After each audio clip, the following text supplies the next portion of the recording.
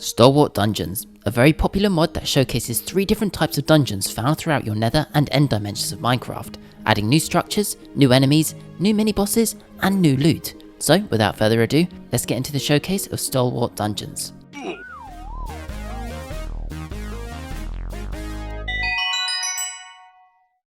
The Awful Dungeon.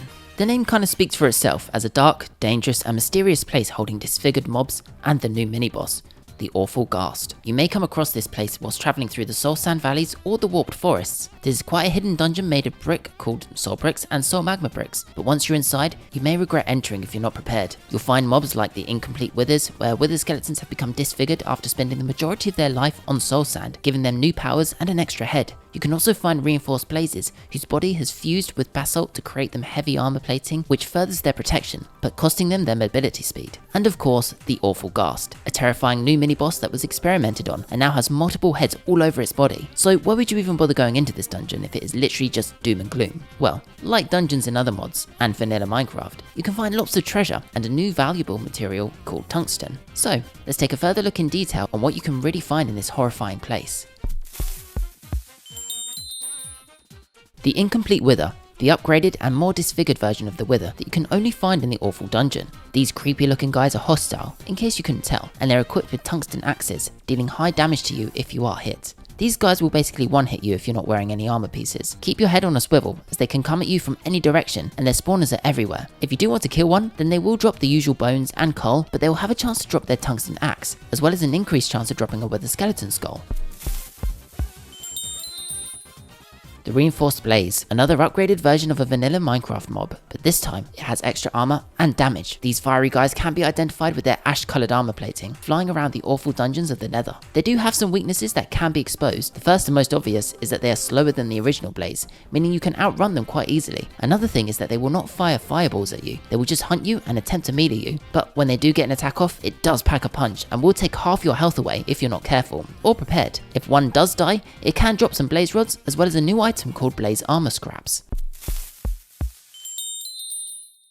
The Awful Ghast, a fitting name for what has become from the experiments performed on it. You will only find this monstrosity when you come across its altar in the middle of the Awful Dungeon. To activate it, you must insert a nether star inside it, and out will come the Awful Ghast. This mini-boss is a little different to what you expect, as to when it first spawns, it will send a barrage of explosions and fireballs towards you. When you are hit by the explosion, it will decrease the weapon's damage you hold in your hand for a couple seconds. You'll need to tactically take this out by dodging his attacks and dealing damage quickly before being hit by his explosion. When he reaches half health, not only will he attack you with his fireballs, he will also charge at you, and oh boy, you need to make sure you are dodging it, because it deals massive damage to you. If you're in tungsten armor, he will kill you in 3 hits. Once he is finally defeated, he can drop Ghast Tears, a new item called Awful Crystal, and an Awful Gun. You can repeat this and all mini bosses in this mod as many times as you want, as the altars will always stay. Tungsten is a new material that can be found in the Awful Dungeon, and can be mined and smelted into tungsten ingots. This alone can be made into a tungsten pickaxe, tungsten shovel, tungsten sword, tungsten hoe, and a tungsten axe. The tools are a mixture of being on par with diamond and on par with netherite, whilst also being in between. You can also use this with Blaze Armor Scrap to create an entire set of tungsten armor and the tungsten shield. The tungsten armor overall gives better armor than netherite, but not as much toughness. However, it also gives you immunity to burning and wither effects, making it a lot easier to go through the dungeons in the nether. Not only this, with a smooth stone, you can make yourself a tungsten hammer. We will go into hammers later on. Blaze Armor Scrap is obtained from killing reinforced blazes, and, as mentioned previously, is used to create the full set of tungsten armor and the shield.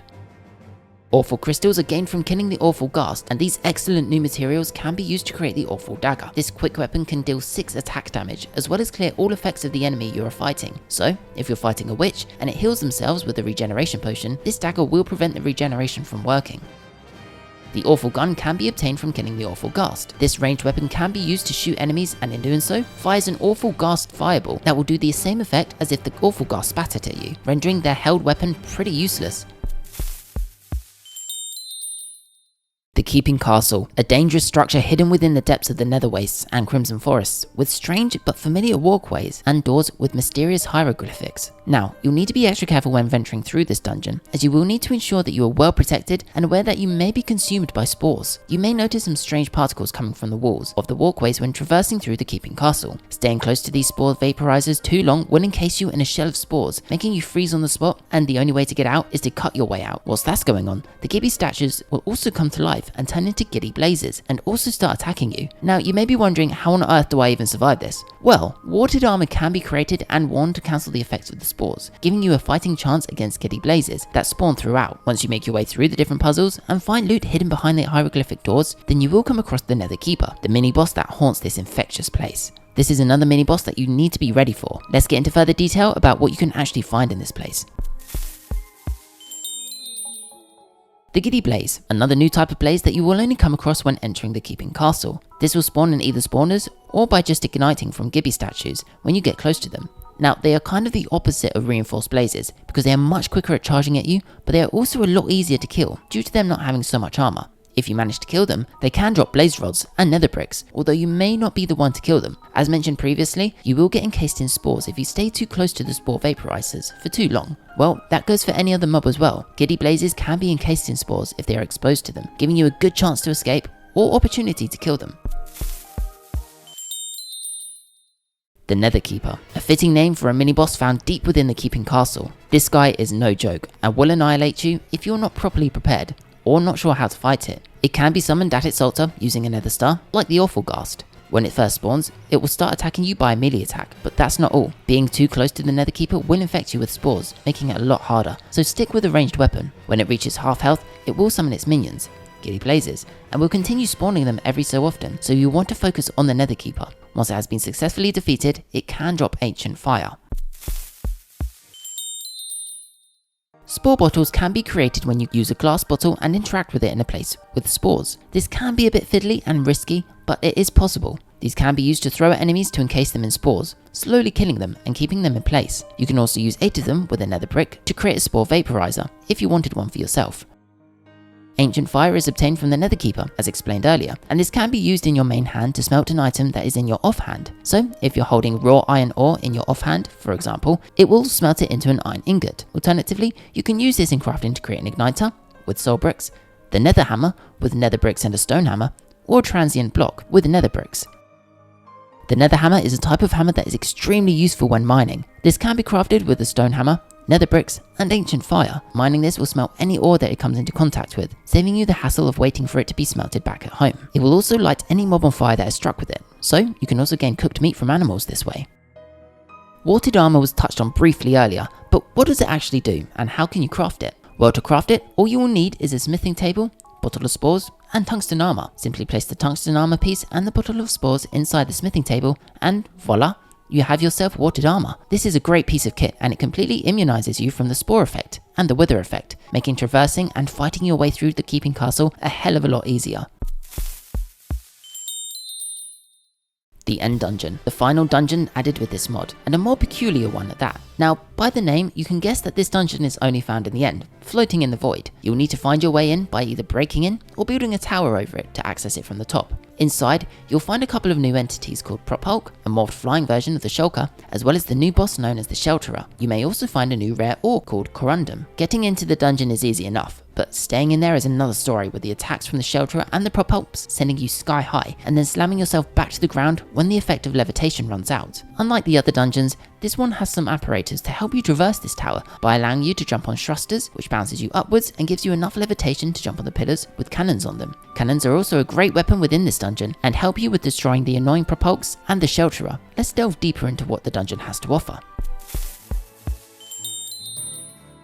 Propulks, new mobs that shoot the same projectiles as shulkers, which give you the levitation effect when hit, but luckily the projectiles don't follow you. They will only spawn within the end dungeon, so make sure to have some feather falling boots to soften your landing, or an elytra. Now, if you manage to defeat them, they can only drop shulker shells, but they are a good source of them.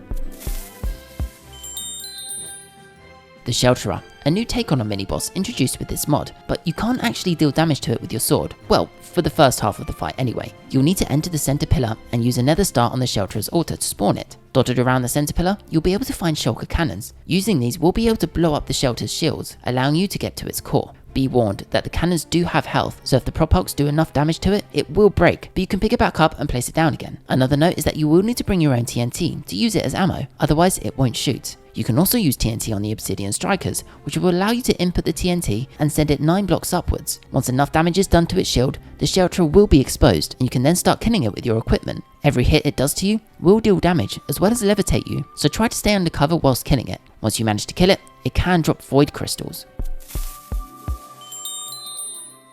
Corundum is a new rare ore found only within the end dungeon. Luckily, you won't need to smelt this. You can use this to make all sorts of items, including its own set of tools and armor. The pickaxe, shovel, axe, hoe, and sword are all better than netherite, so it is worth gathering. The armor is also better than netherite overall, and will also immunize you from the levitation effect if you wear the full set, making it a lot easier to travel through the end and the end dungeon.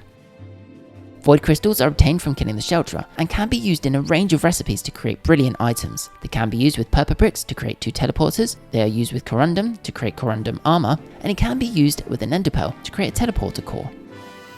Teleporters are new items in this mod that can be used to teleport you from one place to another. To do this, you will need a teleporter core and 2 teleporters. Simply shift right click the orb on the teleporter with the teleporter core in your hand to set the teleporter's core location. Then put another teleporter down elsewhere. Interact with the other teleporter you've just placed and insert the teleporter core that you've just used on the first teleporter. Now simply shift on top of the teleporter to teleport yourself to the first teleporter. As mentioned earlier in the video, you're able to create new tools known as hammers. These are great new tools to use as an alternative to a pickaxe and can deal great damage too. You can craft them with sticks and smooth stone and 4 of either wood, cobblestone, iron, gold, diamond, or tungsten to craft the corresponding material hammer. For a netherite hammer, you'll need to put a netherite ingot inside the smithing table with a diamond hammer. To craft a nether hammer, you'll need a stone hammer, ancient fire, and nether bricks to do so. Not only are they good as a melee weapon and a mining alternative, they can also be enchanted with a new enchantment known as Thunderstrike. You may be lucky to find an enchanted book with this in the dungeons you discover. When enchanted onto your hammer, it will strike down lightning onto a mob that you hit when you crouch. This will deal massive damage to the mob, as well as set it on fire, so it's worth keeping that in mind next time you come across this enchantment.